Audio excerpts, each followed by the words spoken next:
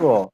Do you guys mind, before we dive into analysis of all of the past data, I had a few points that I kind of drew up in like my 30-minute kind of Excel sheet data analysis and just pulled up a few like not parameters, some averages, some comparisons, and did a bit of just sort of like back of the napkin math to see how I was or how this was all shaking out, and thinking about different ways to approach looking at the data and how, I mean, without a sophisticated data science background, which is why I was really excited to sit down with Sean and Jay Rush and Danilo and to look at some of the more sophisticated stuff going on here. But some of the initial share first. Here we go. So, I mean, I just pulled basically impact hours and then did some analysis on like percents of distribution and started looking at, what was held by different groups. So the top 10 people, 2.6% of the population hold 35% of the voting power. The top 5% of the people hold 50% of the voting power.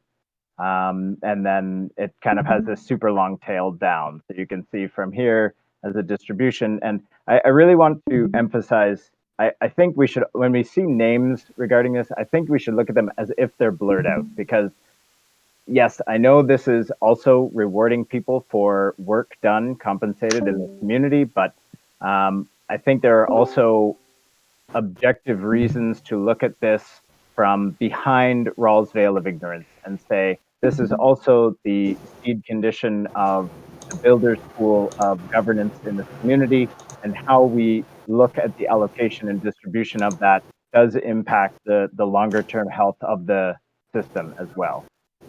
Especially since the pool of funds for the builders is zero sum. So in other words, anyone who has more in this pool is creating someone who has less in this pool. So when we say some people deserve more impact hours, we are also saying at the same time other people deserve less. I think we should be careful about when we talk about this as money, because it's not really money in the sense as we're getting paid out by this. This is splitting the pool of initial governance, some of which can be sold, exited for money. So I think just framing the conversation there was quite important for me, because I think it's more objective to look at this from the top down as system architects than as a zero sum game where what I gain, you lose. I think that's just poor framing for this debate. So anyway, just there were a few considerations, and I tried a couple of quick interventions. Now I just was like, hey, what are things we can do that aren't going to take hours of going through the praise process and reallocating? I said, well, the praise system is a system for valuing invisible work.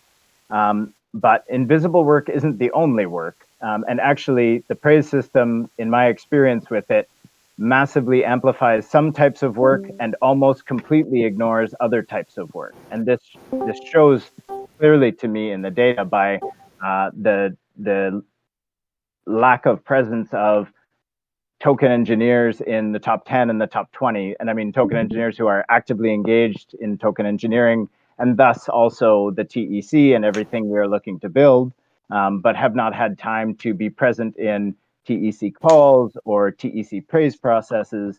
And so anyway, one of the proposed interventions that I thought was, well, what if we just boost everyone by giving all participants 100 impact hours as UBI? Because I don't think the praise system accounts for totally the work that is being done. So we should probably compensate in some other way. So anyway, I just said, hey, let's add 100 to everybody and see what happens to the distribution. And we can see that there is a huge difference, the difference between median and mode. This basically denotes that there are massive outliers when the median is very different from the mode. And you can see after adding this, they come much closer. I mean, this is a very unsophisticated intervention. Also, this could be, 50 impact hours or 25 impact hours or whatever we want. This will result in different distributions. But I just wanted to kind of think through and also offer this to anyone else in the community. Happy to share this. Was going to, in a forum post shortly, and offer anybody else to jump in and create other interventions as well. There were recommendations for Gini coefficient analysis. There were recommendations for other forms of determining equity in the system. So I'm just curious to apply some of those data science techniques at a high level and match them essentially with what we perceive as a community to be fair in data and to be representative of the purposes of these systems that we implement. So yeah, just wanted to put some of that out there. Hear any comments, feedbacks. Happy to dive into the deeper data analysis of older praise data, etc. But just wanted to kind of set the context as to why I raised the discussion in the first place.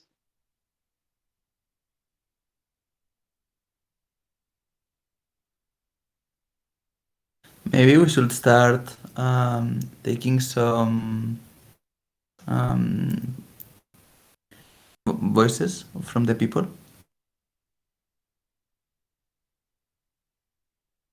Maybe you want to pass it to somebody.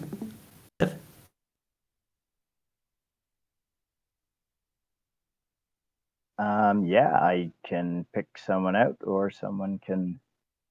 You mean some as like having a dialogue, or you mean in how we should start to look at the data?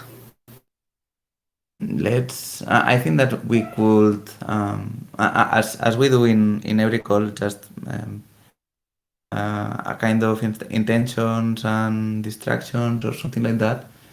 Like avoid distractions. Just say, what do you think about the? I also didn't want to make it a political discussion, but I think that it's also unavoidable because we are a lot of people here, and probably it's also interesting to discuss what is in the forum here. With also because Jeff has also added this discussion on some interventions that we could make. Probably it's interesting that all the people here tells why they are here and what are their right ideas on regards of that. I don't know if you want. I can start and then I pass it to somebody else. I think that this is a good. That sounds great. Yeah. Sure. So intentions and maybe like what we hope to see out of this session and distractions. That sounds great. Thank you, Sam, for bringing that up. And I'm going to start some notes and pass it in the labs channel as well. Okay. Well, I think that it's in some way. I think that it's going to be very interesting to see this the political discussion regarding that, and also the things that we are going to learn from the data and improvements that we can do to the subsequent the praise models that we will be deploying in the future. I already told in the forum that I am afraid of the negative impact that it can have into the community because I should reply the forum post, but the main two things that I see right now is that one, the democracy is based on something that we are building right now together. The problem with the problem is that if we don't have token holders or reliable token holders or a reliable list of initial token holders, then there is no way to vote on anything. The the paradox here is how we can change the impact of distribution if we have to vote on changing it, but that same thing makes it unlegitimate because maybe the token holders that there are right now just want to keep their tokens, and that makes it it's a kind of paradox. I don't want to extend it so much. I just want to say what I feel is like we are opening a Pandora box that it's already open. Let's see what's inside of it. I didn't want to open it. I was feeling like it was super cool as it were, but let's open it. The other thing is science is not objective. When you are trying to look for something, this is a political way to see the world. So in the question of what you are looking for is the political intention.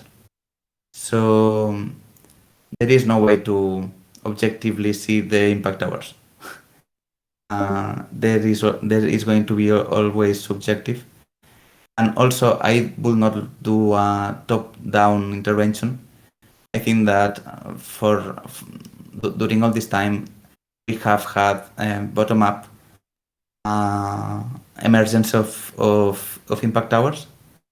So right now I feel like this is more like, okay, let's review, let's see what can be improved from a top down. But I don't really like it. But I don't know if we can discuss it right now, or we want to focus on the data. I will just pass it. Let's go. Griff, you want to go next? Maybe I'll just pass. I think I said my thoughts on the forum, and I'm excited to see the discussion with the data go forward fast. So I'll just pass it to Suga. Oh dear, I was worried you might say that. Well, oh boy. Yeah, this is great that this is, well, no, it's not great, but it's important that this is surfacing. I think that, oh boy, what can I say? Geez, I did have some organized thoughts on this, and then when you get put on the spot, they get all very disorganized. So I'm not a mathematician, but I have the feeling that there might be a better way to distribute this praise, or maybe not distribute the praise, but it does feel that something is mathematically inaccurate in the structure, but I honestly don't have a solution for that. I did read over Jeff's solutions, and since they're not in front of me, I can't refer to them, but I remember feeling very positive about them. And as a with a background in philosophy, I was very much in agreement with the reference to Wittgenstein's ladder, being that, of course, establishing a system, a praise system, is fantastic, but at the same time, you have to be careful that the structure is in place that can accurately show the representation of what that is worth at the what's the word, at the output. Anyway, I don't want to ramble because there's other folks here who have things to say. But I'm grateful to be here, and I think it's fantastic in the first place that we're having this discussion. I think it's really important, and maybe hopefully it's the solution. There can be a solution, a less painful solution here, a rapid and less painful solution than some of the various solutions proposed. Okay, so let me look at the list and I will pass it on to, let's see who we got there. I see, okay. I guess Pam. Thanks, Suga. I'm actually really excited that we're having this session. I think that there can be some really interesting outputs. I'm keeping a very open mind about what next steps should be or should not be. And I think that one of the most interesting things that we can do is evaluate whether the results are aligned with the original intentions. And I think it's important for us to improve the praise system because it has flaws that we are aware of, that we've been trying to course correct along the way. And maybe there's some very quick or deep insight that can come out of a data analysis. I'm going to keep it short because I'm really interested in getting down to the data analysis part. And I will pass to YGG. Thanks, Tam.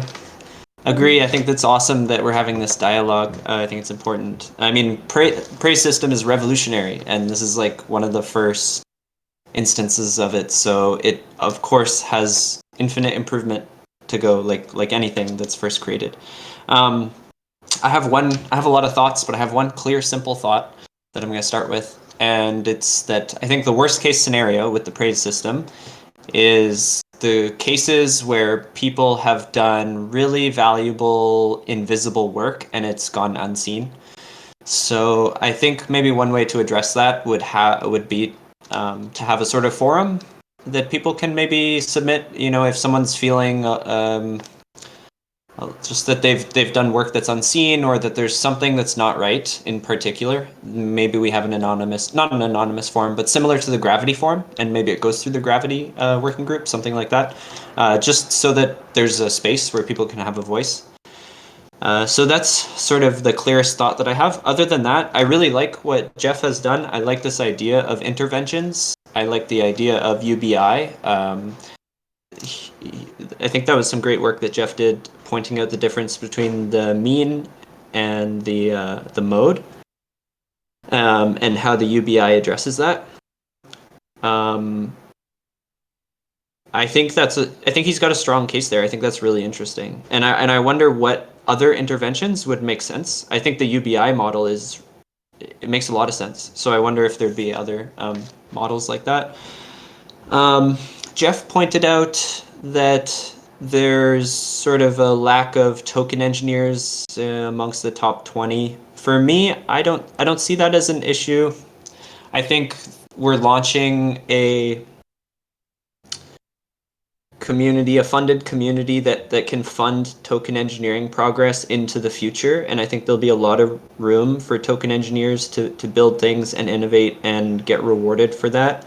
I think at this stage, it's the cultural build, and I don't think you have to be a token engineer. I mean, everyone on this call and everyone in the community is bringing very diverse skills, which are all really necessary.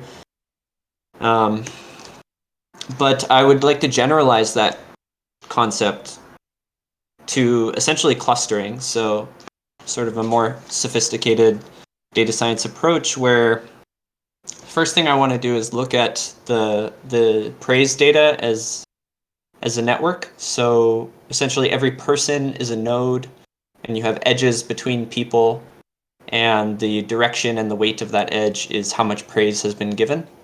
And by doing this, we can probably start to see some clusters form. And I would assume that like each working group would be a cluster. If you're working alongside someone in a working group, you're going to see what they're doing and you're going to be praising each other. So there should be some clear clusters emerging. I just think it would be really interesting to see the structure there. I don't know if that would give us solutions for fairness, or if that would allow us to do better systems, but I'm just really curious what it would look like. I have two more ideas. So one is, I think it'd be really interesting to just get a praise count. So the data we have is how much praise has everyone received. I think it would be really interesting to see how much praise has everyone given. And maybe this could be a model alongside the UBI model. We might want to reward people who have actually given more praise, because that is that's an active engagement in the community to be seeing other people's work, acknowledging it, and putting in the energy to give that praise. We might want to actually reward people for the amount of praise that they've given. And then my last thought is just curious about, because we've talked about this all sorts of many times, but I'm just not sure where it sits at sort of a technical standpoint and an implementation standpoint, is the interoperation with source cred. I'm just not sure the status of, because I know there's been a lot of analysis done in implementing source cred, but I don't know where that's landed. So I wonder how that would fit into this conversation. And yeah, those are all my thoughts. And so I'll pass over to Random Shinichi. Just before Andrew goes, I just want to quickly say the Common Stack actually does exactly what you said about giving extra praise to praise givers.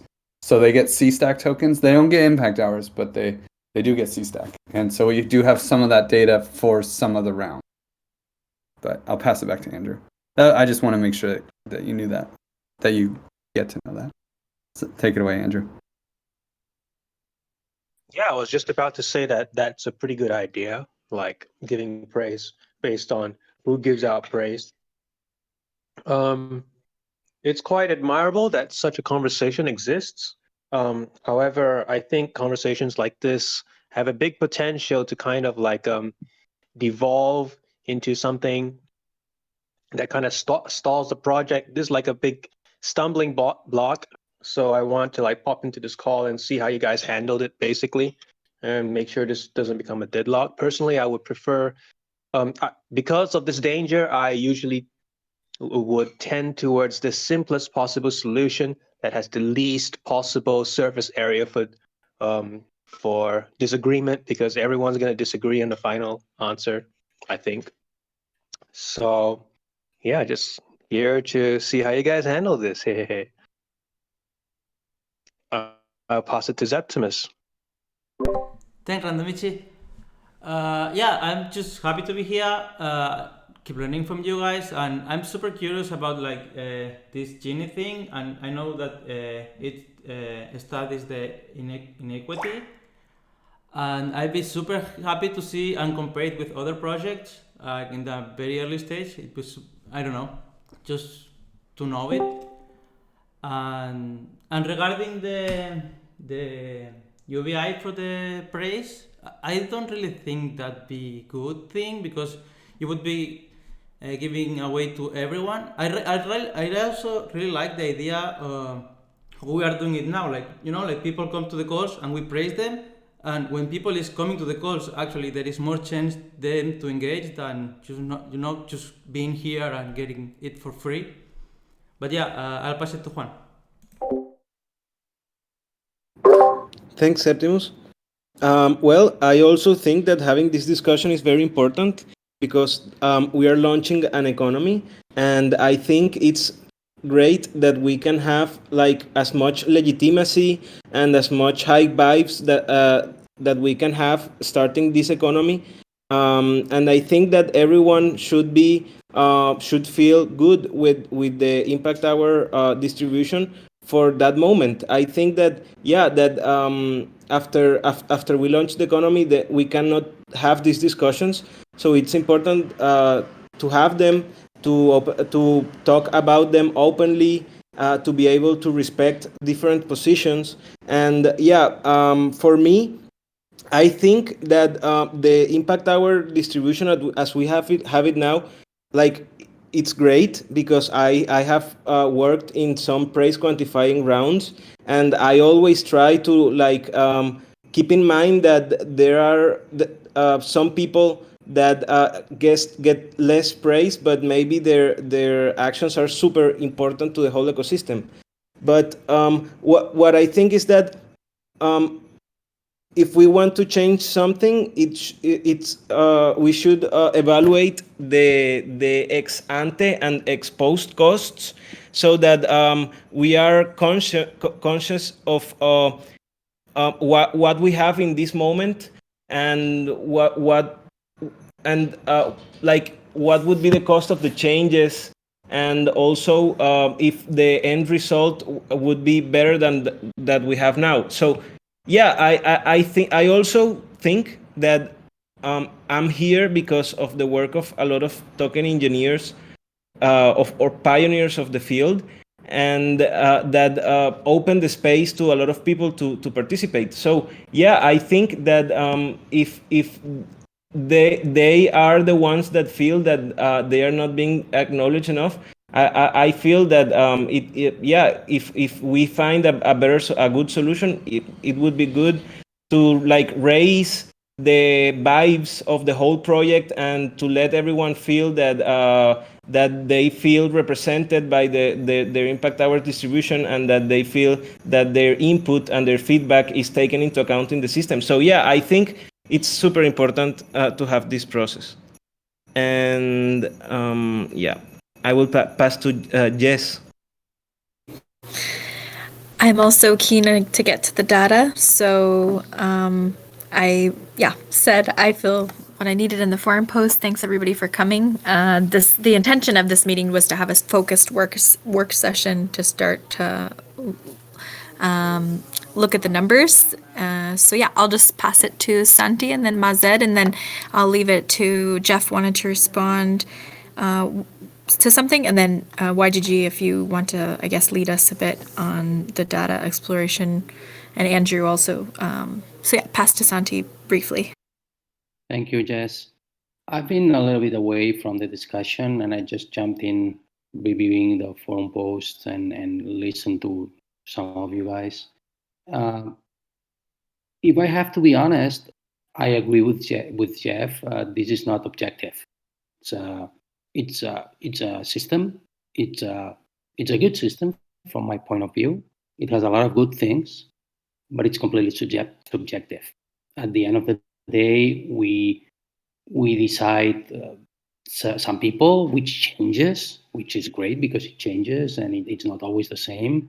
In that matter, it's decentralized, but it's not just reading objective data, no matter what data is, and applying it to the system.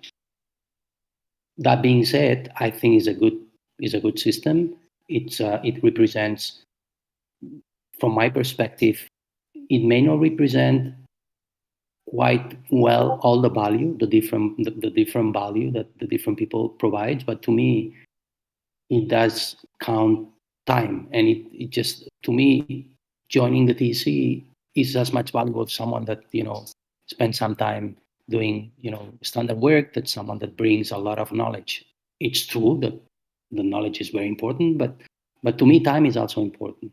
So I think overall it's a great system, but we have to take into consideration that it's not objective. That's from my point of view. All right, that's what I can bring to the table. Back to you, Jess. Santi, really quick. YGG was asking about the status of Praise integration with SourceCred. Can you just comment on that really quick before you pass it? Well, we are not. We have to test, and our idea is to just use both, keep using both. SourceCred is, from my perspective, way worse than Impact Hour Praise. That's my own personal feeling. Okay, SourceCred is great because it's objective, but it is very hard to manage. It's not. To me, it's farther away to being fair than Impact Hours. If people managing or dealing with Impact Hours is people that it's in it's honest, and I think we have to try both. I suggested to use 10 Impact Hours to do the first distributions. I'm sure distributions are going to work out correctly. It's a system that's been working on several communities, and it's working correctly. The problem is not the system. The problem is, people understanding, people not cheating, and all the behavior that brings in. And we will have to see how it moves and how everything evolves. And I want to go little by little, because if we distribute 10 Impact Hours, it's nothing. And then we start seeing patterns, and we start seeing how we want the system to integrate all that we do as a community. My personal opinion, if you want to know, is that we should keep using both and tweaking and improving both. That's all I can say.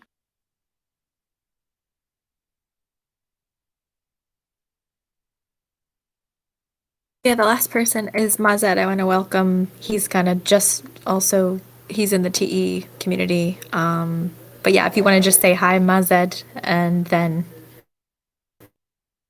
if you can hear us. Everybody. I just came in to check out the system and just see how I can help out.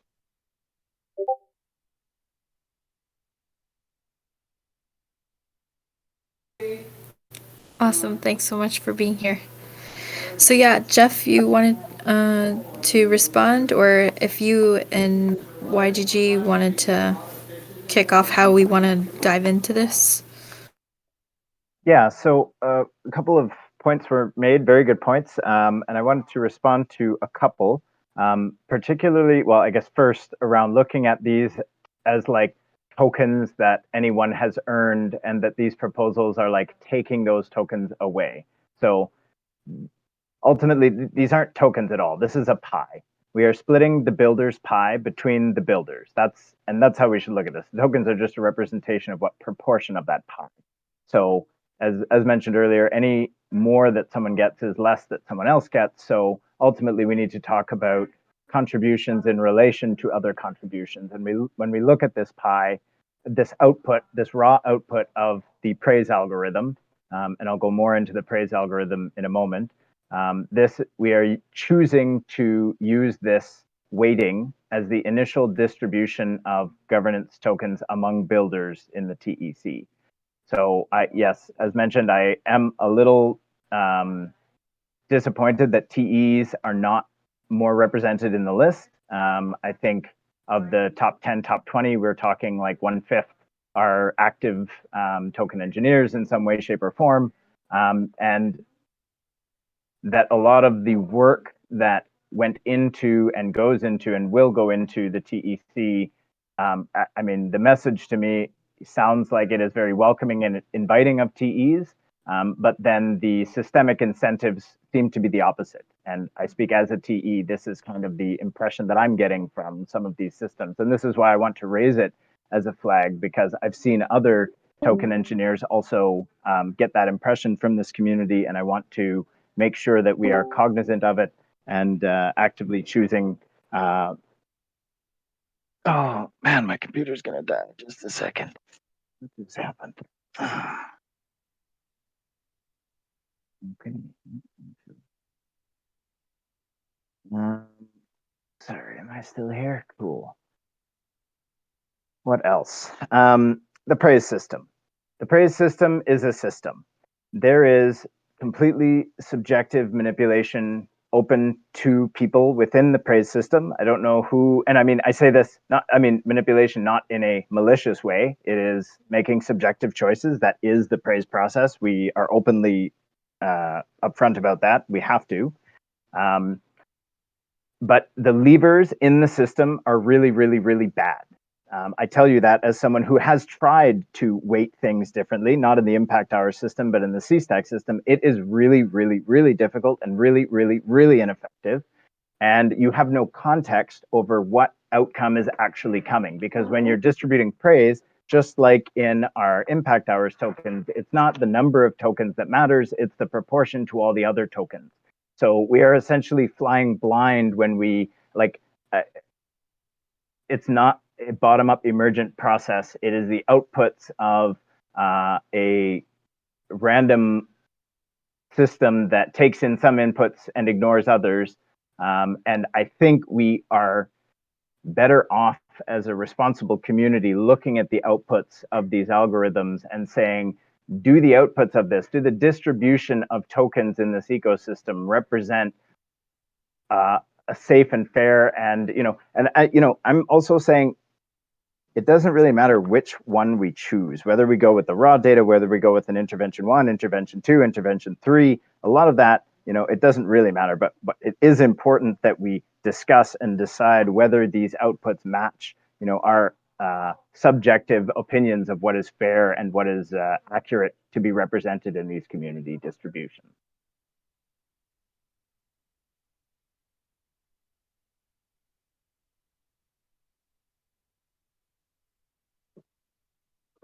So, I mean, I know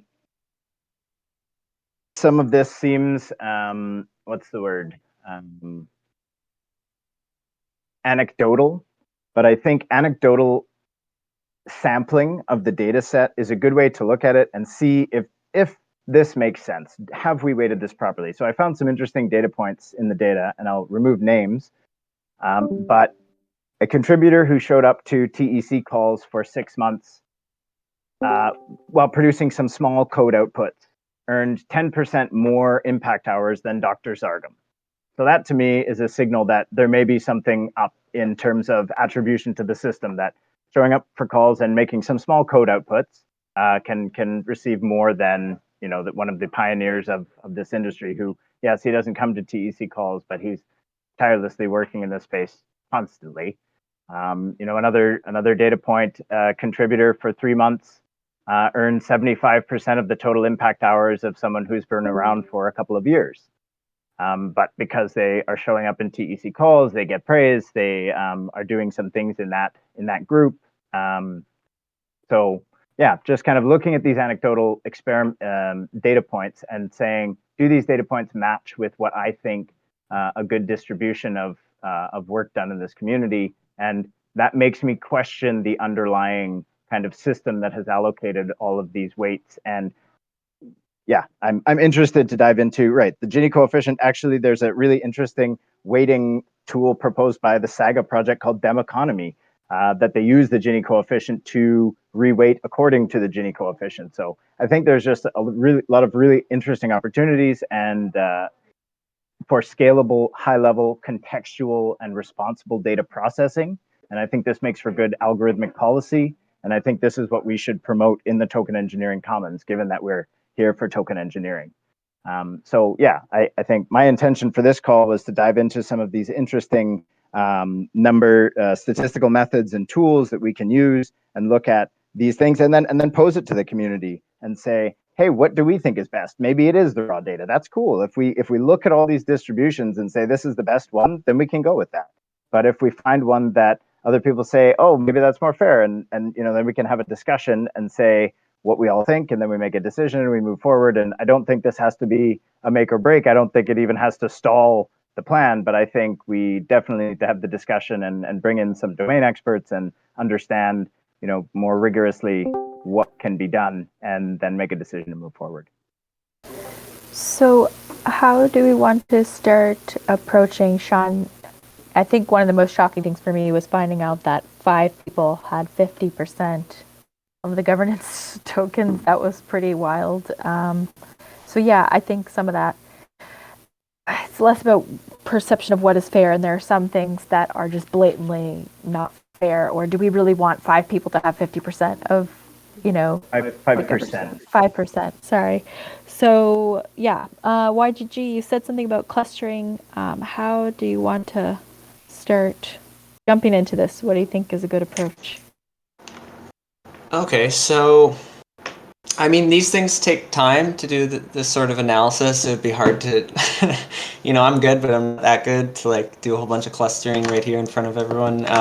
But I think what we could do is just look at the data and, you know, talk about ideas. Maybe we could have a designated note taker that would want, or maybe like Sam, we start a HackMD file or something like that, and just get ideas. Like I've come across the Gini coefficient before, but I haven't actually used it in applications, so I'm just kind of just Googling some stuff about it. But that'd be a good project to whip up. If we could just like brainstorm, maybe walk through the data that we have access to and talk about some ideas and some analysis that could be done.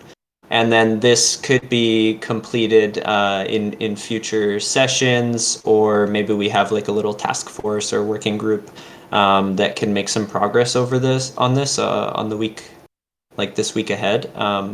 That's Sam. What do you think? Actually, Jess is already taking the notes.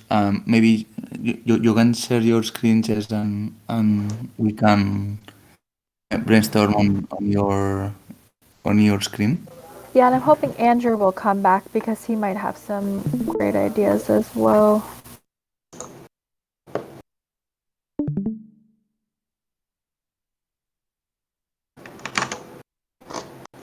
Cool. And while you do that, I think I'll also just share my screen because I have the data up, and just in case anyone wants to see, and I can maybe just free flow a little bit and talk about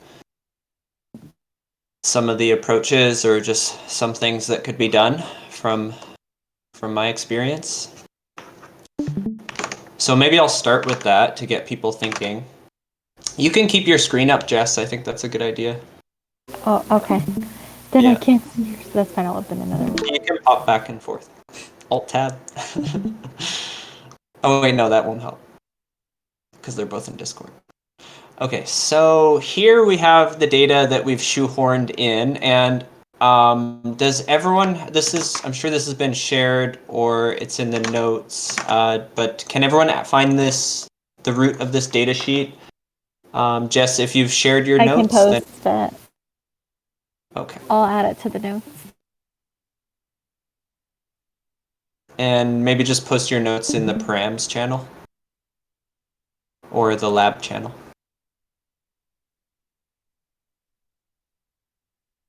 Yeah, so just make sure. So this is the root data set. So for anyone who doesn't know, and I haven't done a praise quantification myself, but I've just looked at this data from a like analysis perspective. So we have. Sorry, Sean, I don't have this link actually. If you can throw it in Labs channel. Cool.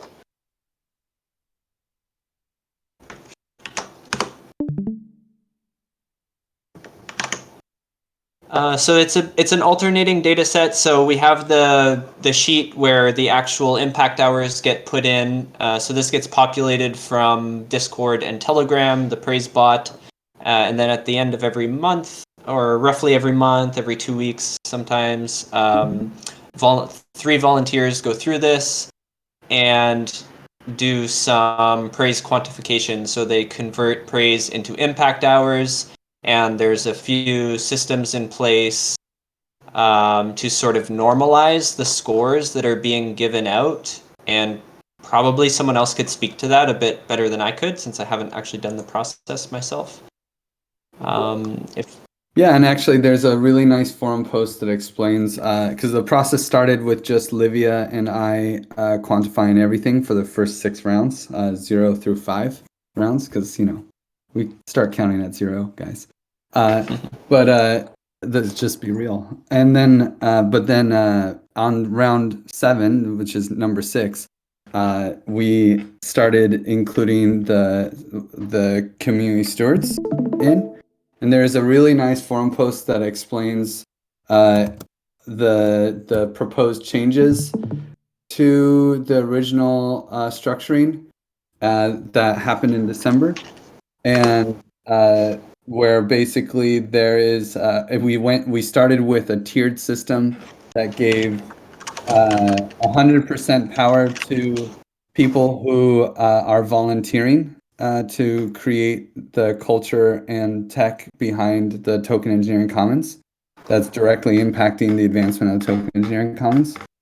And then tier 2 was 75% power, 25% power to people who are paid by the Common Stack to participate in the TEC Commons. The idea being that they will be able to use their pay to buy tokens in the hatch, so that it's not fair to give them full impact hours and pay, which could be used to buy governance when the volunteers are not getting paid. So that was a way to equalize. And then tier 3 was 5%. Was only going to get 5% of the power, and that was for general contributions to the token engineering space. And that was the original proposal. And we followed that framework with tiers for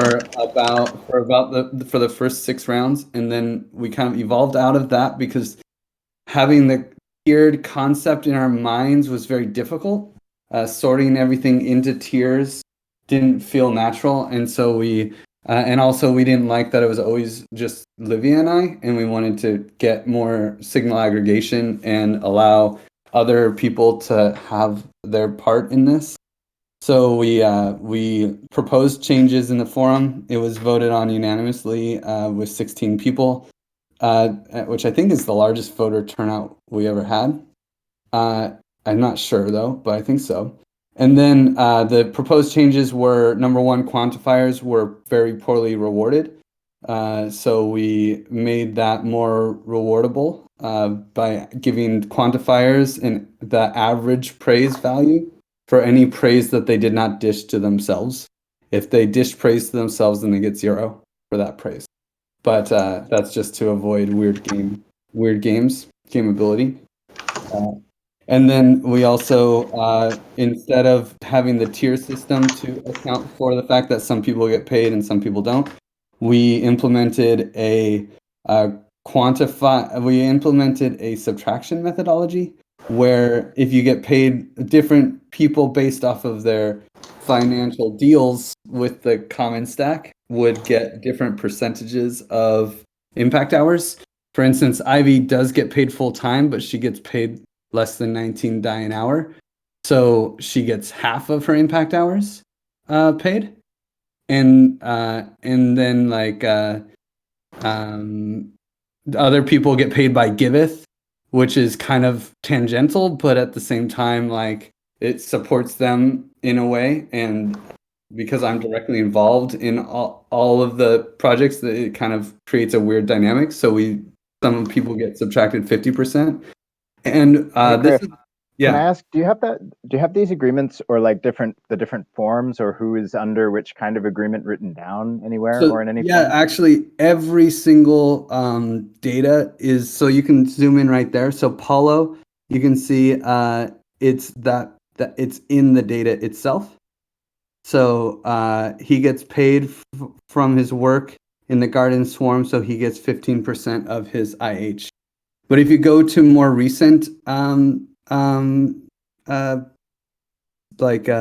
whatever they're called, rounds, like go to this last round.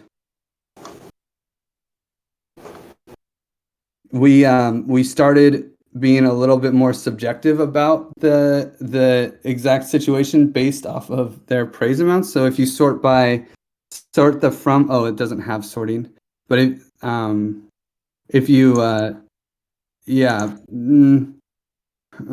wouldn't do it. Yeah.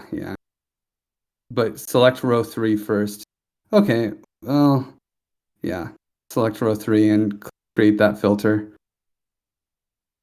And now sort from and select quantifiers. Because the deals kind of change with everybody. And they're not really written down per se. Well, they're written down in Giveth, but the impact hour agreement isn't usually included in Giveth. And so it's just included here in the sheet. And yeah. And so you can see everybody's individual deal. But then even that gets modified when it seems like they didn't. For instance, Jeff, like your last round, usually you only get 15% of IH, but because the praise value was low, we gave 50%. And that's calculated. And so we multiply your praise by 50% that you receive. There's other people as well who get full praise because they got like 2 hours or something that round. And so this is it's documented what happened for each round, but it's not like it's not always predicted until after we have the sense making after the round. Hey, mine shouldn't be deducted here. Oh, that's true. See, bad data. We should and so the way to adjust this is by making and if you go to the forum post, I don't know if that forum post exists, but there's actually in the let's see, search for phrase. Yeah, updates and proposals. That's it. Forum voting, the first one. So what's cool is because we have these rounds every 2 weeks, we can actually go in and look at, oh my gosh, look, this data has a mistake. And we can just add an adjustment as a line attached to the justification via the praise system that already exists. And if you scroll down, so it says proposal or rewarding praise quantifiers, keep going. Problem, it makes no sense for praise quantifiers. Solution, example. Maybe it's above. Maybe it's actually a little higher. But there's, in the proposal, there is like that said. So if there's a problem, there's like this adjustment, and I thought it was in this forum post somewhere. Yeah, adjustments happen to them just like, no, that's not it. So you're proposing that each alteration go back as a line item to the appropriate praise week and adjust it individual by individual? No, not in the appropriate, not in the past praise, but in the next praise round that we add a documentation of like this like for instance, YGG just caught that he's getting major deductions when he stopped being paid, and so he should be getting impact hours. So now we can say, oh, this, like, we leave this the way it was because this in the end the results were published in the Medium and they are what they are, but the future results are not published, so it's a lot easier to add these exceptions or these corrections to the future results. And so we can just be like, oh, YGG was subtracted 15% of, or was 33 hours were taken from him when they shouldn't have been. So we are adding these now, and just put that in a line item for that praise round. And then when it looks like, whoa, why did YGG get 100 hours this praise round?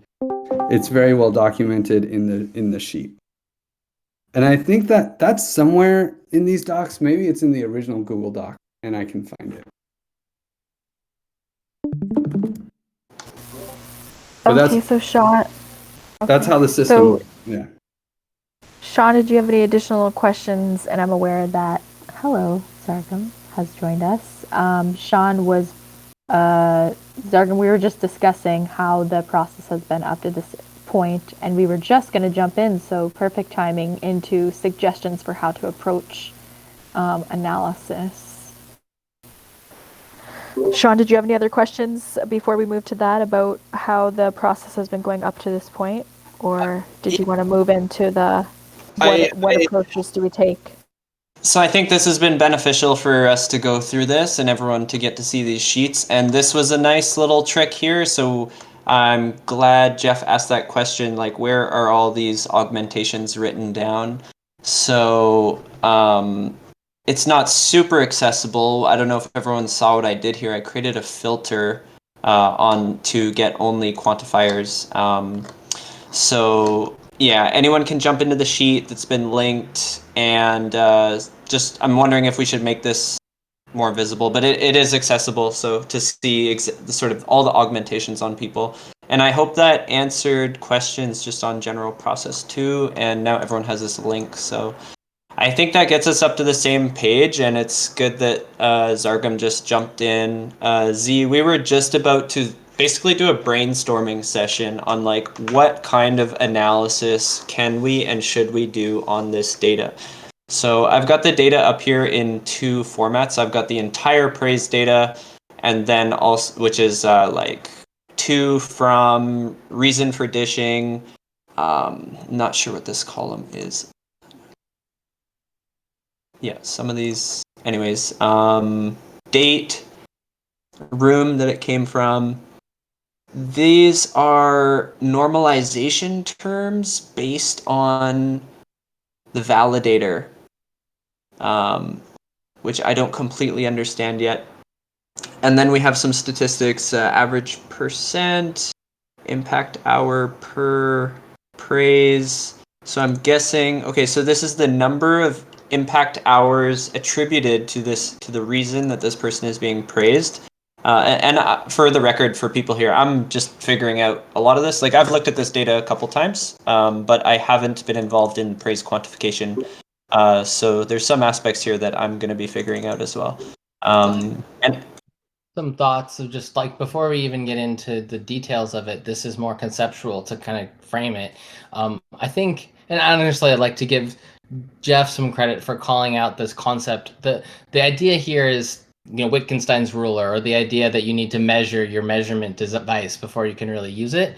And there's some tricks I think we could use pretty quickly in this analysis where we, like, for a moment, ignore who was giving it and who received it, and just like look at some of these things in a sort of group by aggregate manner. Like, for example, how much was dished for each of the reason for dishing, how much was, or typifying the activity and say, well, like, how much of this is community management versus software development versus giving talks versus, you know, again, some like high level metadata, and then just like sanity check the percentages at like a pie chart level. Like, is this what we were going for? And I mean, I think the truth is that, like, it might be, it might not be, but it's like a really good starter sanity check is just to do group by aggregate dimension and ask whether, like, irrespective of who received it, whether these things, like at the organization level, you know, sort of, if like the right fraction of the praise is going to each of the buckets. And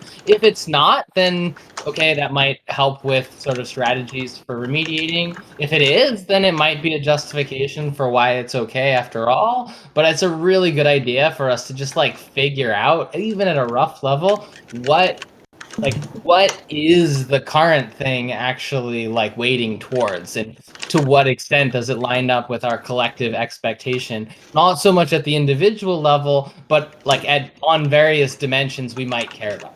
Does that make sense? yeah, so that was my intuition as well. Like, I just want to, you know, as a data scientist, my first step is like, don't apply any pre-biases, just like look at what we have already. So I haven't got to do that. We just spent about an hour like bringing in, so this is a concatenation of all of the different working sheets. So we just got to that point, me and Sem, and then like 10 people jumped on. I was like, yeah, so we've just concatenated all this data together, and I agree with Zargam. It's like, let's just look at the structure. Let's group by, and I think I love that we have, like, this is really rich data because we have this reason for dishing. That's super interesting. Like, we can actually do some really deep analysis on this to understand the value of our community. If we can do just some simple like embedding with this, and then a correlation, and like you said, type, sort of categorizing by type, and then associating with that with impact hours. So what do we value as a community? What if we can correlate these by, or almost do like a clustering by type, and then what's the average impact hours per praise for that type? We can just start to see what we have in front of us. People who are interested in where that leads, and not saying that you need to do this, but like if you find that the across certain dimensions things feel skewed, it can be a lot fairer to sort of renormalize at the grouping level. So like if you need, or if it is determined, and I'm not even saying that it will be, that some types of work are underrepresented, and I know some of the discussions were around things that are like really active or really visible getting more praise than things that are like deeper or more behind the scenes, and those will likely manifest in the types. And as a result, if you need to say, look, like, okay, the measurements are a little lopsided. If we wanted to like reweight at the type level in order to get the types of contribution maybe more in line with what the community decides is appropriate, then you can do that without having to like, you know, pick on any one in particular, or like, you know, maybe it becomes a little bit more like, again, the emphasis here is the praise is just a measure. It's an intersubjective measurement technique, and what we're going to do is figure out the extent to which it fulfills its function, and if we find that it doesn't, we're taking minimal, preferably very transparent policies to modify it specifically to better achieve some goal. And that goal could be better parity between the types of work, or maybe it's not even parity, just like slightly different. Like, we as a group think the weights should be like I don't know, say there are 3 types. It could be 60, 20, 20, or it could be 33, 33, 33. And if we feel like at the group level that's the right partition, then we can always go back and say, well, what happens if we did a scaling on this by type in order to ensure the results match that? And yeah, that would mutate the results, but it might mean that the results are a better reflection of what the community was going for. Like, that's, on one hand, the reason why it's important to explore and brainstorm what kinds of typifications are representative, but also then we have to ask, are there any dimensions in this typification that we think are skewed? And then any corrections can be made at the group, as a group, by correcting the type level skews, as opposed to ending up in some sort of like bickering about any particular contribution or any particular praiser or praisee. There is one caveat on this, which is that at the end of every praise round, there is a sense-making adjustment, where before we subtract the hours that were before we subtract the amount that is subtracted for people who receive pay from the common stack and various other sources that kind of like make it easier for them to engage. Before we subtract the impact hours, the percentage that is subtracted, we also do some sense making on TEC impact, just qualitatively, and we look at the list of people who have earned how many hours. We look at how many hours they earned relative to everyone else in that round. And then we go in and we actually adjust the amount that was given for different cases, but some weeks we don't really look very detailed about which ones we're adjusting, but sometimes it'll be like, oh, this person was not praised enough.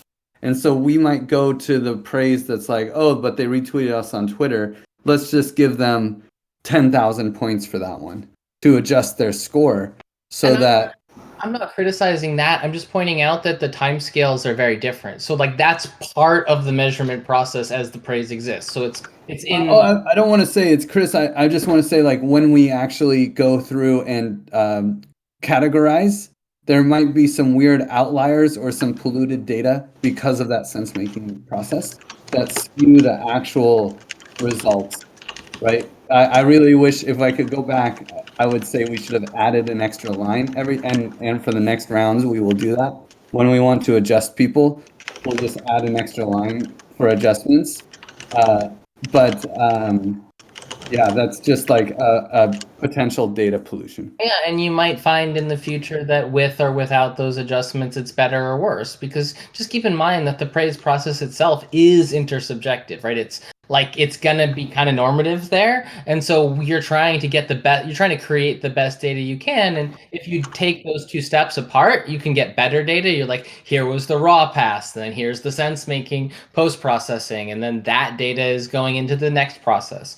But what we're dealing now is sort of zoomed out in the sense that we had to let the process run for a little while in order to collect enough data to even analyze it. So like, yeah, okay, we might change the process in the future. We don't need to feel bad about what we did in the past, but to be sort of, a community that values scientifically informed rough consensus, as we are, we have to make time for this kind of scientific exploration, and we need to be prepared to ask whether or not the tool we have or the process we have is serving our goals, giving us something that we want to use, and if it's not, we'll just adjust it in the future. We don't have to be like upset about it, like we should have done it differently in the past. So from my perspective, this is all just like a very healthy part of the process, and it's actually kind of cool to see like a data science workflow baked into a governance workflow, right? Because we have this data and we're instead of just blindly using it, we're stopping to ask what's actually in this data and does it represent what we intended it to represent, and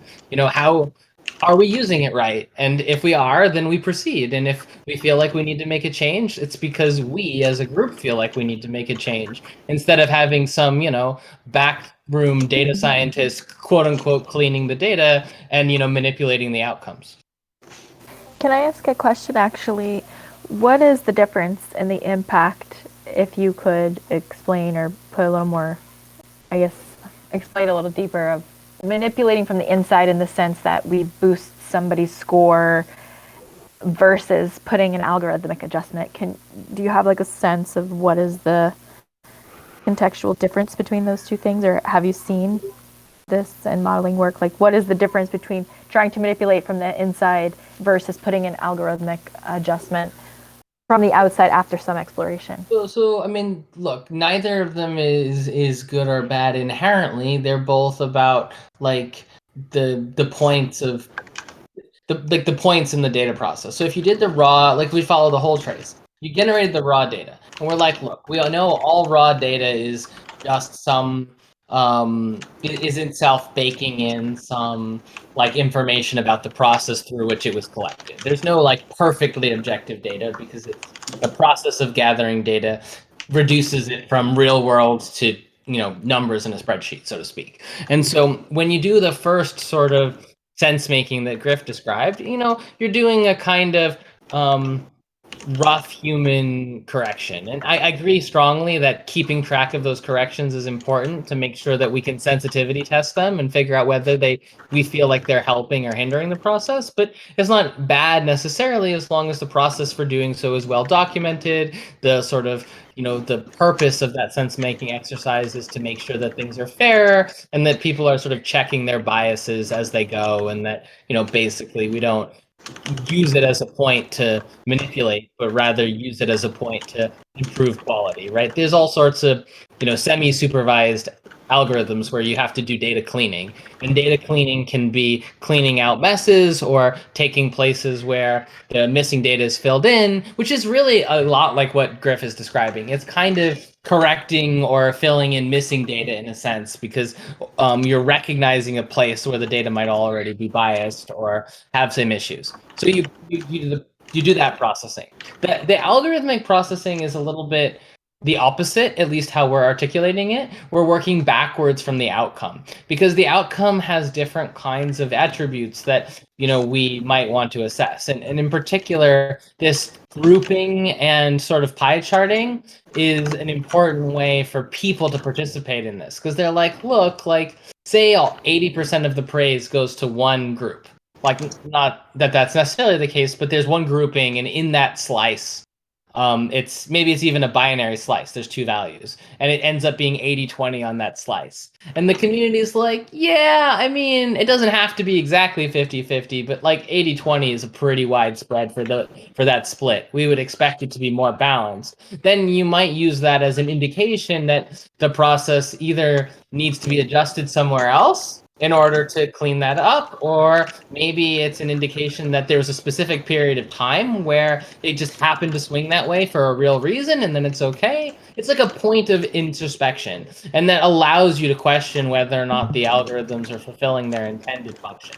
It doesn't necessarily mean you have to refactor it. It means you need to ask as a community, is this what we meant? Are we sure? And if so, proceed differently. It really comes down to not treating the algorithms like they're objective, because they're really not. They encode what you guys want to value, what we want to value.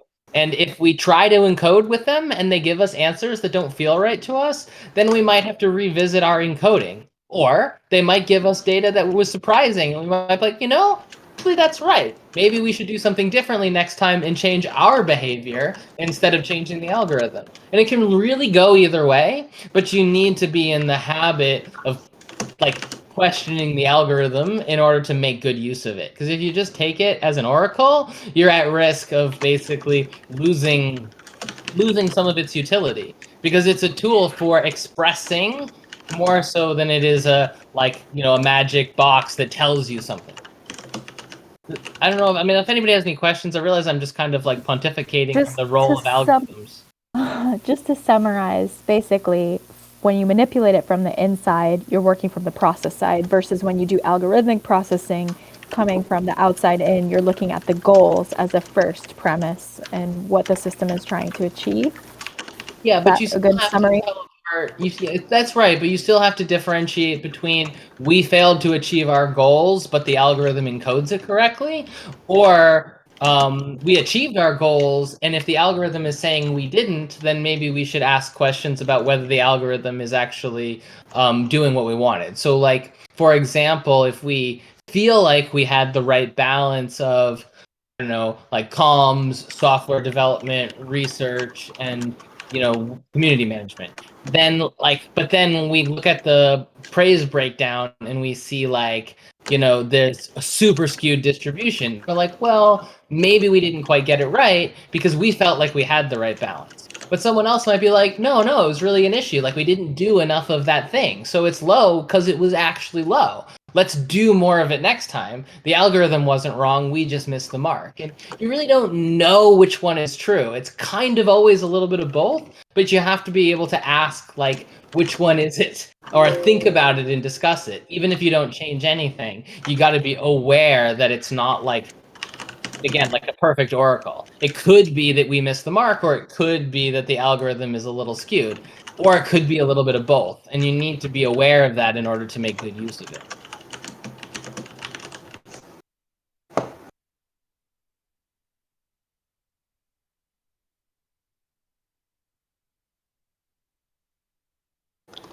Okay, I'm done talking. I hope that was helpful. I think these are great points. I got a lot of good notes here that can drive some analysis, act as sort of a framework for thinking about this. And I just want to point out, speaking of dimensions, I think I'm curious if there could be not just a drift between sort of the values of the community and the results of the algorithm, maybe for a particular type of praise, or maybe a cluster of people, or something like that, but maybe over time as well. I'm interested to lay this data out on a time axis and see if there's a drift in sort of the average praise given, or just the general patterns of praise that's given. I wonder to what extent the community has transformed over time, and if there would be any sort of like unfairness that's revealed through that. Maybe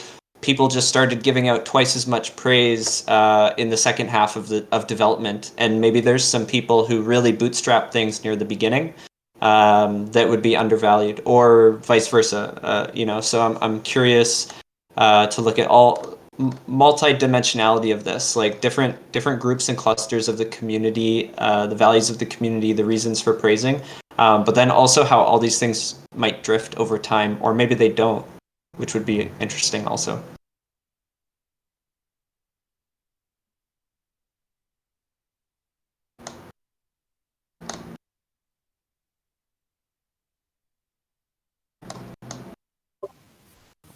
Okay, so we need to proceed to.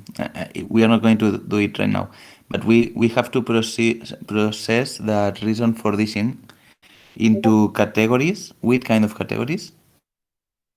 Maybe maybe we can get now the categories we want for this reason. There's definitely some clear categories. There's large dishing for meetings, like attending meetings. There's dishing for Twitter engagement. There's dishing for people who join a channel. And I think these would be easy to pull out of the praise itself, like the text. Although we should also be careful when doing all of these things to just look for outliers and pull them out of the data because of a few reasons, but the big one being adjustments that happened to pollute the data. So just like at the end, just like, look at that as part of the process. So like in a data science workflow, like some level of cleaning is part of it. So you would keep the outliers, much like you described for the process that created them.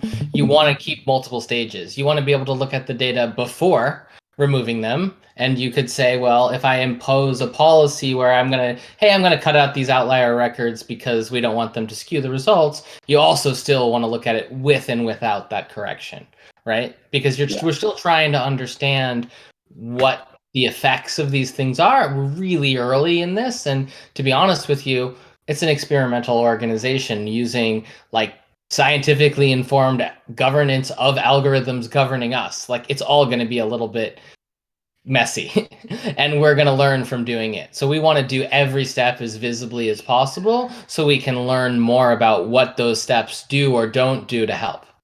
Yeah. I also feel like oh, sorry. No, I was going to just keep going and listing other categories, but go ahead, Jess. I was going to say, I actually feel like those three things are one bigger category.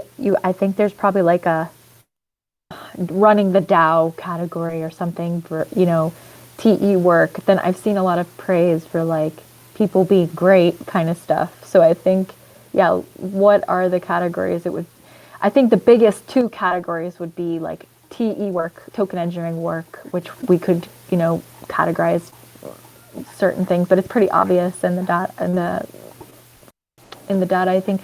But the other one being like TEC, like the TEC versus TE work could be pulled apart, and then under like the TEC is like running or initializing the DAO. Like then we can break that into categories of like maybe by working groups, as Sean said, would be interesting to look at that clustering. I was thinking on that kind of like bigger framing rather than going into these small. But I mean, the small will guide the big in that if we look at these ones that are very visible, put them into bigger buckets. Yeah, and there's also different dimensions too, like for instance, all the praise that Ivy dishes, that excluding the Twitter praise, I would say like most of the praise that Ivy dishes is recorded from the calls, so it's like kind of the praise that happens through voice, and these are all dished by Ivy, starting at a certain week, and so there might be that might be really interesting to record. Yeah, I agree. I agree. That's a great idea because I also feel like a lot of that is repeating what people have already praised for, because it's almost more of like a social. I think a lot of that's repetitive praise. So.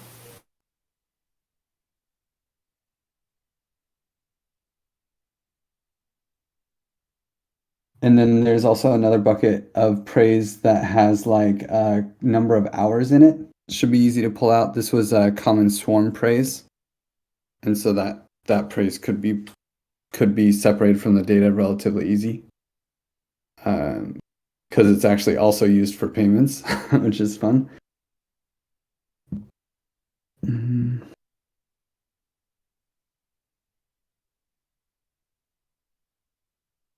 There's obviously the quantifiers, praise dished by quantifiers. That's the adjustments. So that should be pulled out and analyzed.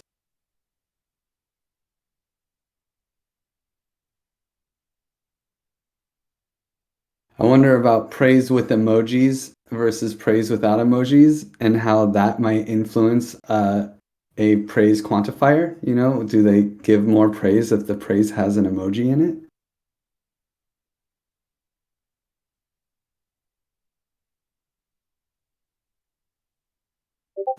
We can do a full breakdown per emoji to see which emoji scores the highest praise. Which praise curries favors? Which emoji curries favor with the quantifiers the most? I never actually use that as like, I only use that. It makes it easier to dish, and I felt, yeah, like, and would be so much easier to just, if there was an emoji, assign an amount to it, like an average for a particular task by emoji. I never dish more because of it, I guess. It made it easier to dish as like a symbol of work that you could equal value, like give equal value to. Hey, Griff, another question. We have the quantifiers for everyone who is getting paid. Do we have a list of who isn't getting paid, who is a contributor, or it would be, well, so it changes. For instance, both YGG and SEM were being paid for periods of time, but they weren't for every time. So it's really per round, and you can see it from anyone who has a praise from a quantifier. It's interesting, though. I think you're going to find that it's useful to look at segmentations by, never paid, always paid, sometimes paid, even as simple as that. Because, you know, on one hand, it's obvious that we want to make sure that people are not getting disproportionately compensated via this process when they're also getting paid because it's their job. On the other hand, like we don't want to overly disenfranchise those people because, to be fair, they're also probably the people spending the most time. And I'm not suggesting any particular distribution across those three, but like it would be nice to see what it is. And like if it ends up being really skewed in a way that a lot of us are like, oh, that doesn't feel right, it could be helpful to know. That's all. Yeah, I would love to also see like the value. It'd be I mean, I don't know if we would go into this detail, but it'd be like interesting to see the value that people were paid and how much governance tokens they can buy with that money and see how that relates to the amount of governance tokens that were subtracted from them and see if that equates or not. Like if it's really far off or if it's really close. Also, things get a little complicated since the bull market has been so favorable to people who had money early, instead of people who are working but then don't get money, so they're using their savings. So it's like it'd be an interesting study for sure. Yeah, I mean, unfortunately, there's no way to totally unpack the complex. I agree with the analysis, by the way. I'm not saying not to do it, but it's tempting sometimes to reduce that to something where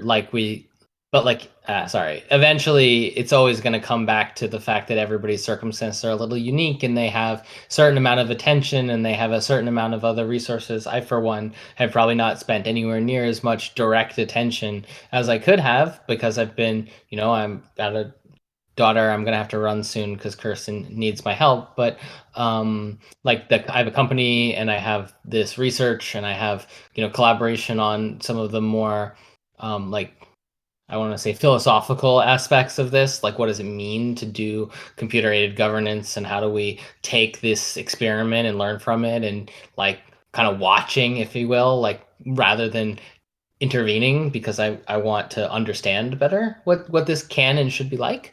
But then what's that? It's definitely not participation in lots of meetings. It's definitely not doing a lot of things that are a lot of you guys are doing all the time. So like I have no idea what that means for me. But again, like I'm reasonably well off at this point, so I can buy my, it can be a hatcher and buy in a slot and it'll all be fine and I don't really care to have, outsized influence anyway. But I guess the point, I'm using myself as an example, is that just like everybody's got their own kind of mix of time, attention, money, expertise, etc. And so it can be sort of tempting sometimes to be like, oh, this should be equal to that. When in reality, I still think it comes back to, feels right. Like as weird as it sounds for us to be talking about this when we're using algorithms and math and data science, is that like just can't emphasize enough that like the algorithms and the process and all that stuff is in service of the sense making process. So like if the results don't feel right, it's usually an indication that we could do better in using algorithms to express ourselves, not necessarily just a judgment on the outcome. So that kind of feedback loop between what did we intend, what happened, does it feel right, can we or should we do something differently, do we need to do something as members differently in order to score better, or does the algorithm fail to reflect what we intended, or both? And I emphasize that again because I think it's a risk factor that comes out when we look for like, oh, how does what you could have buy versus what you didn't get? Like it's a good metric by all means. That's a sanity check. They should be similar. Or if they're not similar, there should be a good reason why they're not. Like the bull market run causing some skewing. But like if it's not, it doesn't necessarily mean like we got to be able to feedback that knowledge. And I don't want this to be like a blocker on moving forward because it could just be that, we learn those things, we document what we learned and we think about what to do next time. It doesn't have to be always stop and redo it. And that's my main like sort of message. And I apologize for kind of coming in and basically lecturing at you guys. But, from my place of, trying to observe and maybe I don't want to say not participate, but from like not overly skew things, this is my big intervention, which is just to say, like, let's make sure that we're questioning the algorithms because we're putting them in position in service of our social process. And that just means that, like, if the results don't feel right, then okay, maybe we run with it for now, but we figure out how to refine it for next time, learn from it, and make sure that we are governing the algorithms rather than them governing us. I guess it's both, but you get the point. Cool. Yeah. Well, just in the matter of time, I just want to throw out some more categories. If you're down, YGG. If you gotta go, I gotta you. go with the baby. I think that's a great idea. I think you guys should just brainstorm away for as long as you're willing, because that's the real first step in the process we were discussing with the analysis. Sorry to Thanks, jump. V. No, appreciate it. Thanks Give a our lot, best Z. to Kirsten and Conrad. See you later. Yep. Bye-bye. So other praise that might be interesting is self-praise. If you're praising to yourself. Also, multi-person praise versus single-person praise might be an interesting dimension. There's also the rewards for praise quantifiers, where if you're a praise quantifier from round number 6 and on, then you get the average amount of praise for each praise that you get. So it doesn't get quantified per se, but you get the average result of that praise. And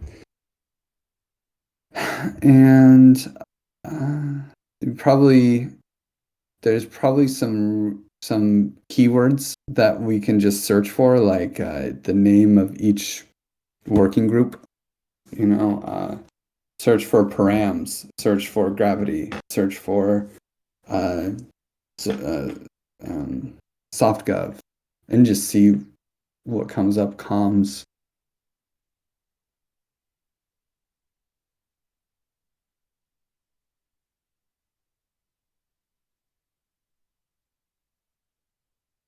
There is a nice. Also, there's like rooms. So each praise is made in a specific room. Some rooms are Telegram. Well, there's Telegram and Discord. It's another way to divide the data.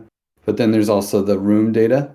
Like, was the room dished in the praise room, or was it actually dished inside of a Discord room, or was it dished in the CAD Telegram chat?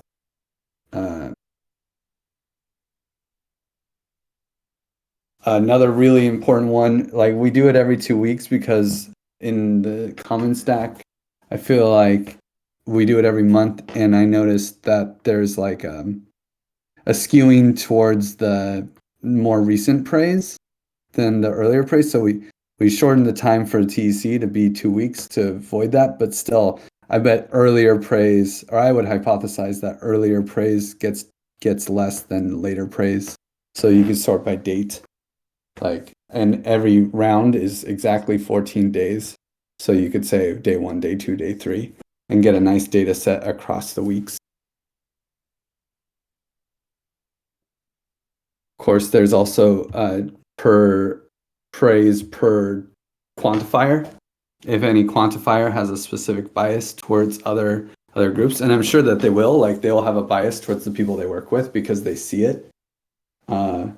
So it's like for sure, but it'd be interesting to see. There's also a number of praises. That's a pretty obvious one, like how many times were they praised and what was their final result.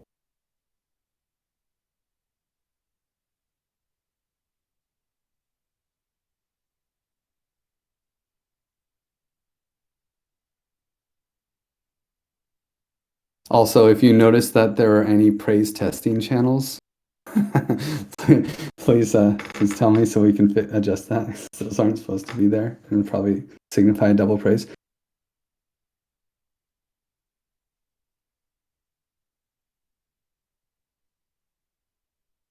Does anyone else have any categories? Well, less category and more, Sean, I was just looking back to what you said in the beginning.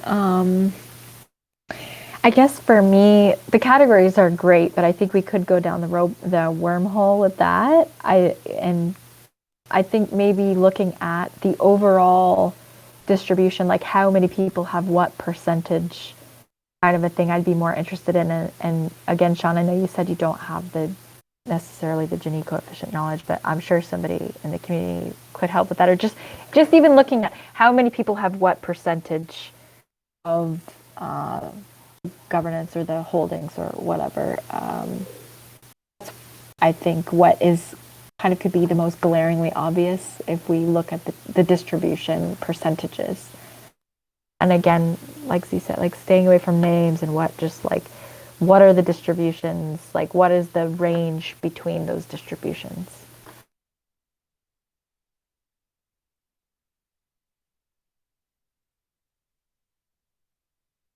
And also if we remove, like Jeff did this a little bit, but yeah, if we remove like the extremes and then look at the mode.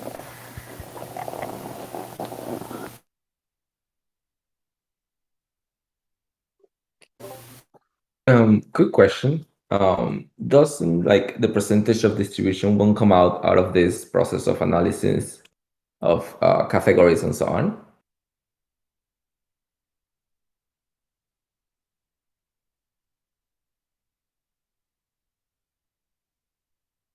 Can you just repeat that, Eduardo?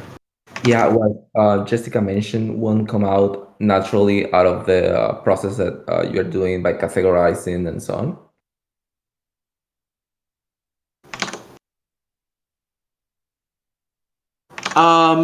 So are you asking about distributions per category or?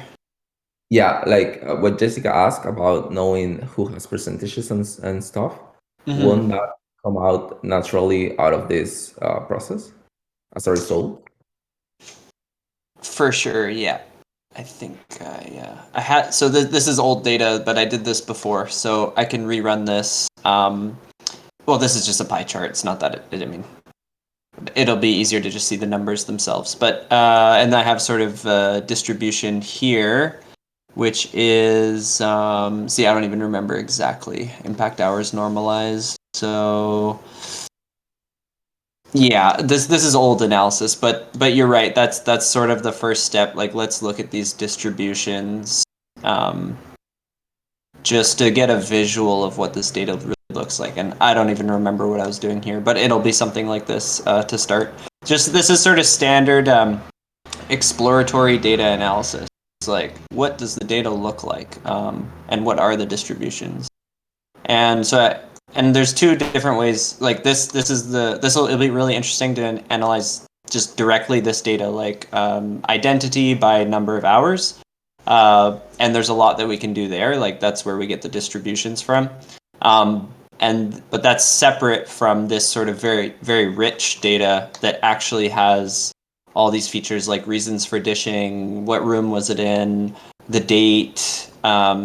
So we can look at the end results, and I think Zargam mentioned a few things on this note, like start with the end results and work backwards, or start with the sort of bottom up, like details. What are the correlations between room and, number of people, number of diverse people who have dished, or there's all sorts of ways to slice and dice. I mean, we can basically cross correlate every single column here in this table. So I think that's what Zargam was talking about. Like this would be like the bottom up approach, and then versus the top down approach where we actually just look at results and then break it down from there.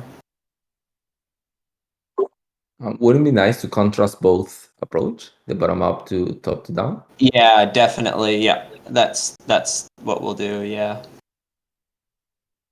Think there may be some difficulty in the probably lack of standardized categories. I feel like each reason for dishing is probably an individual message written by different people. So even like use of terms, I think these are all fantastic ideas. I love everything that's been thrown out. I do want to make sure that we have some kind of like solar aspect to the lunar brainstorm, because I want to make sure we like 80-20 the like highest impact things here rather than taking on a massive data science that we could slice a million different ways. I think it's great to come up with all these ideas. Now we maybe a follow-on session to identify sort of like the top couple promising areas and start there, see what they kind of show, and dive into a bit further information, as needed. I just don't want this to blow up into a massive data science project that bogs down the process and all. Sam, I feel like you enumerated some direct things, like next steps, after Zargam went on a rant for a while. Do you remember what those were? No, I don't remember. I was just saying let's categorize the data. Maybe I can do is start with that. Maybe not right now. Do you think that this data needs more processing, like having the categories attached to each row, or we can just try to know it from just looking for, okay, let's look for commons, or let's look for coms, or let's look for softcode. I think there'll be something we can get out of that. I think there were. I feel like the notes here can be sort of synthesized into a map that we might want to follow. I think Griff had some good points that could inspire analysis. So maybe what we want to do is like just pull out of here like 5 or 10, or like, I don't know, maybe 5 angles that we want to see. Like, for example, here's one that we could do, but is it worth the time? Like multi-person praise versus single-person praise. Like, that's pretty interesting, but I feel like it would be low priority, for example. So, like, it would be interesting to see the distribution of self-praise. Like, yeah, we might want to, for sure, we want to do a little bit of analysis on praise quantifiers, like what percentage of all impact hours was given to praise quantifiers, analysis per room. So I think these are all interesting, and some of them are going to be higher priority than others.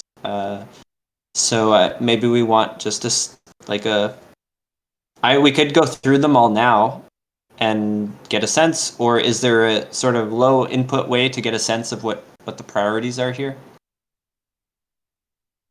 I think one of the first that we were talking about is number of praises versus final result. I think it's easy to analyze. Sean, I also really liked your idea of looking at drift, because that could have a heavy skewing, I feel like. Mm-hmm. What is drift?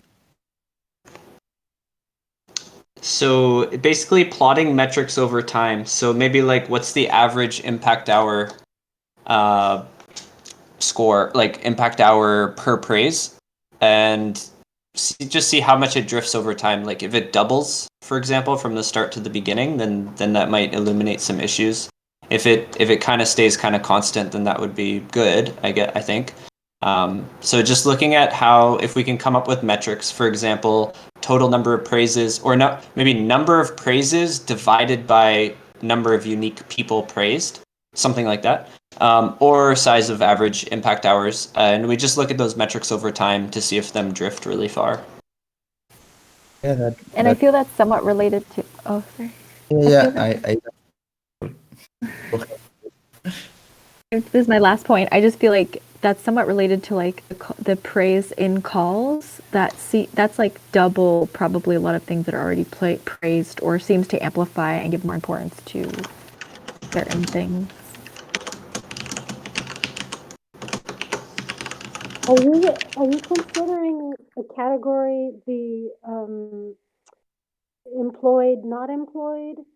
Because when you look at the raw data for that, I mean, there's some really blatant evidence, but maybe that's already taken into account. And so just to piggyback on that question, are the figures that are used to that were used to evaluate those outputs, how were those chosen? Like the 15%, the 50%, is that something that is being reevaluated too? Just based on the raw data that we see, there's some heavy evidence there for how that plays out. Yeah, I think where was I here? I think this is one of the most important aspects to analyze. Is how this compensation works with people paid versus not paid, and Griff made a good point. Like, we might be able to precisely quantify it, where we could say how much were those people paid, how much were those people compensated, and exactly how much impact hours did they have reduced due to that, and then like what's the differential there, to just get an idea of whether this was a fair, because this is pretty arbitrary, 50%. If someone put in 100 hours of time in a week, then and they were getting all of those impact hours cut in half, then they probably sacrificed more than they gained from getting paid. So I think this is pretty high priority. Did that address your point, Suga? Yeah, thank you. I would plus one that and what Zargan was saying about making sure like to not totally disenfranchise those people, because I think right as it is right now with the raw data, it seems really skewed.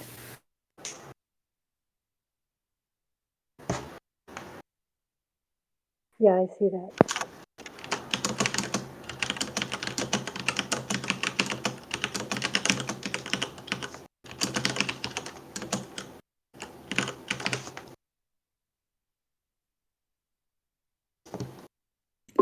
So I definitely also want to add, just as we're closing out, that we may want to, because of the impending hatch, we may want to definitely prioritize some kind of effort here. Also, since you and Sem, YGG and Sem are, very critical for the Commons upgrade dashboard right now, it would be really interesting to also get them some support from outside of that, and so that we are not delayed downstream from this as much as we need to be. If there's any extra support, so that they can also quickly come back and start working on the dashboard. The other side of that is that we have a praise quant this week on Saturday, so it'd be interesting if we wanted to make any adjustments that we see to get some of that data. If there's like a sort of an option to have an early due date of at least a milestone of like by Friday, having some information so it can be applied for this praise quant. I was going to say about your request, I think it's a great idea to like call in some of our people of our community. So Sean, maybe you know better than me. Like I don't know what Danilo's schedule is like this week, but who else? Like I think Shaniche, like Andrew could also do some of this. And I'm not sure. TJ said he's pretty swamped. Like I don't know who else has the skill set needed. I'm happy to work on that angle. Yeah, I was gonna say Danilo would crunch this like nothing, but that's why he's so busy with other things too. But yeah, Shinichi would be good at this. TJ does kind of different stuff. He's not so like he's good at collecting and aggregating data. I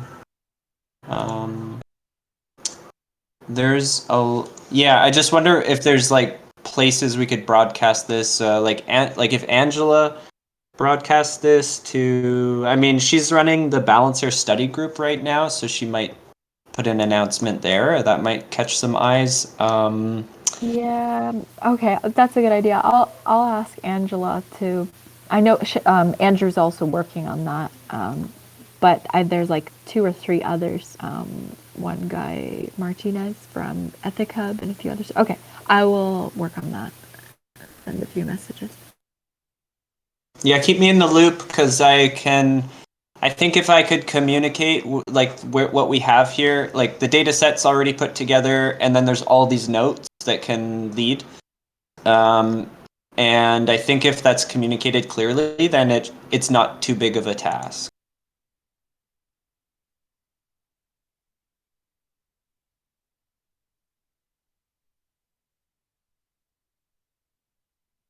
Any last thoughts, Jeff, or anybody else, if you'd like to? It feels like a natural time to close, and would be good to just hear a few voices.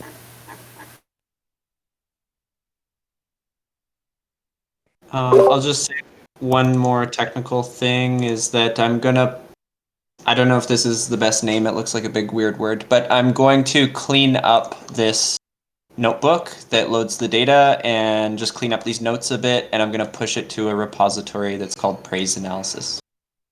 And if you can sling me that link, I'll put it in the notes so we can keep it Awesome. together. Yes.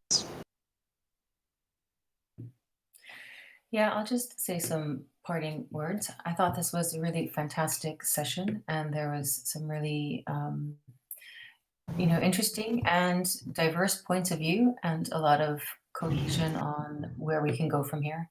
And I remain extremely optimistic about seeing really interesting results and making sure, like what YGG said in the beginning, that praise is revolutionary.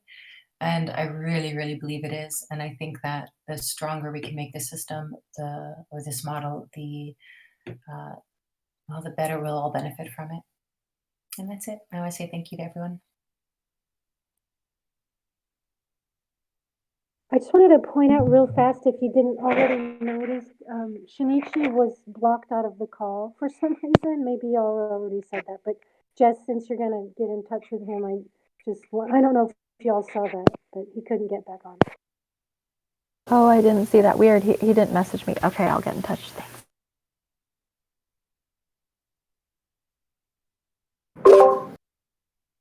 I also think it's great to be having these kind of conversations, and the idea is that we can have as much legitimacy and as much high vibes around all what we're doing, and that we all feel represented by the praise, and we all feel acknowledged also. But I also wanted to say that it would be good to add a forum post to also keep a record of all this process, because as Griff explained all what we have done until this moment in the forum post, it's good also to keep the registry that, okay, we are doing some sense making, and yeah, there will be further updates about it, and maybe also make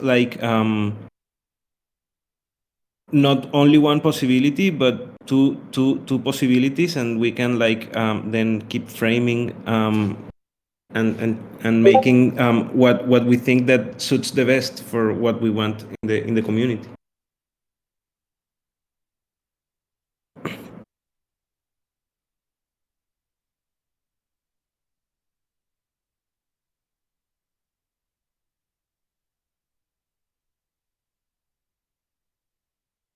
Yeah, I think this was a great process, and I see also Octopus jumped in here. Just want to say hi quickly. I really appreciate his data science and mathematical abilities from some other collaborations. So glad you were able to drop in for a moment. Yeah, I think there's so many great ideas were expressed here of how we can kind of slice and dice in a bunch of different ways. I do want to maintain kind of like the high level acceptance criteria of this as a data science initiative is that it's lightweight, fast, and high impact. So I know there's a lot of ways that we can kind of pick apart various information, but just want to keep our kind of eyes on the prize that ultimately we are looking at allocating governance weight in the TEC according to, or the aspect of the builder's pool of the governance anyway. So just wanted to kind of keep the interests aligned to maximize efficiency and not just devolve into looking at all of the ways that we can connect the data, because I think there's so much here and it's so exciting. I like it. But I want to make sure we keep in mind that this is like a implementable process that we can dig into soon.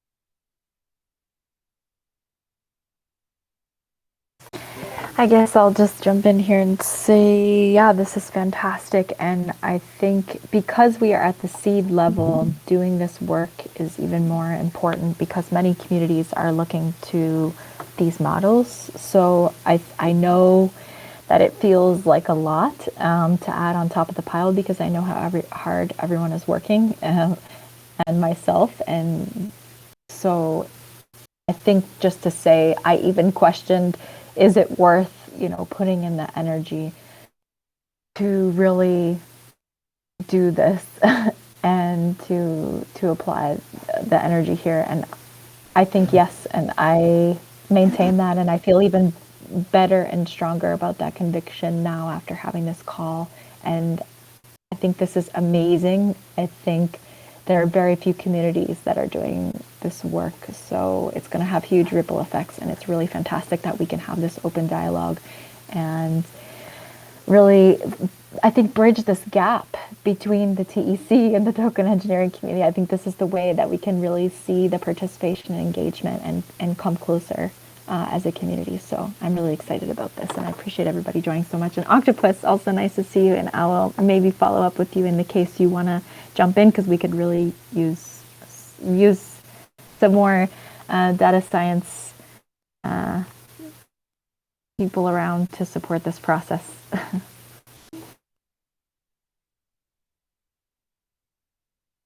And we do this every week, folks.